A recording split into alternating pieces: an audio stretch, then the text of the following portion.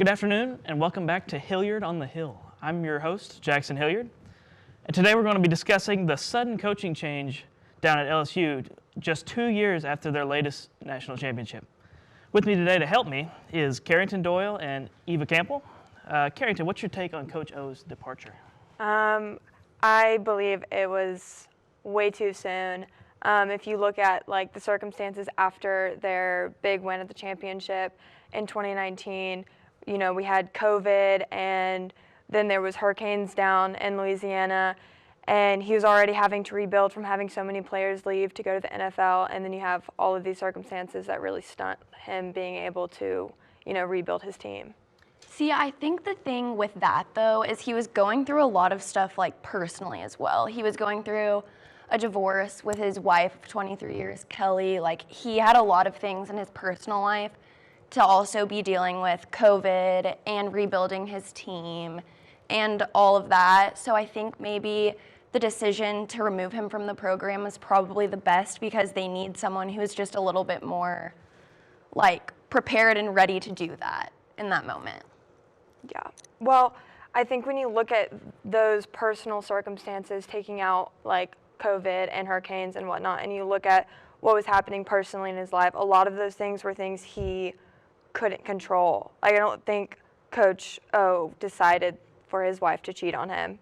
No one, he didn't have that in his plan, and so to remove him from a job that was his dream job, Coach O is a lifelong LSU fan, and he will always bleed purple and gold. To remove him from that, from something that he couldn't control, I think is unfair. Sorry, go ahead, Jackson. Sorry. And with everything going on, just 2 years after their national championship, I just felt like it was very sudden. I know he may have had a lot going on, but just to kick him out like that is just an interesting move. It was pretty sudden. I agree. I just think that, I don't know, I just think that it's kind of the sad reality of life, that if you're not doing your job well, and if you have personal problems that are keeping you from doing your job well, even if it is your dream job, it's just kind of... I'd say he was doing his job pretty well. He just won a national championship within the past. But then after that, he was 9-8 or 8-9 or whatever it is. 3-9.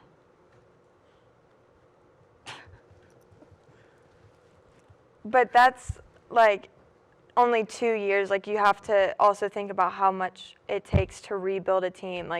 If all the players he had, he lost players like Joe Burrow, who was, one of the best players or quarterbacks we've seen, especially at LSU. He had a great year, and now is in the NFL and was just playing in the Super Bowl. Those are big players to lose.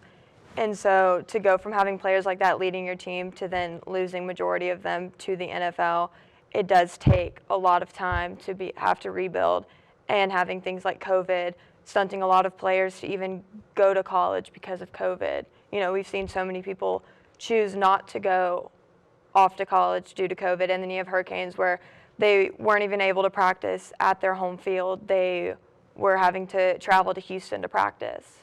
Yeah, I do think that there were just kind of a lot of underlying circumstances, and he kind of lost control of his team with a lot of political misconceptions and all of that, and I just think that there was so much lost control of the program that was just the best thing to do.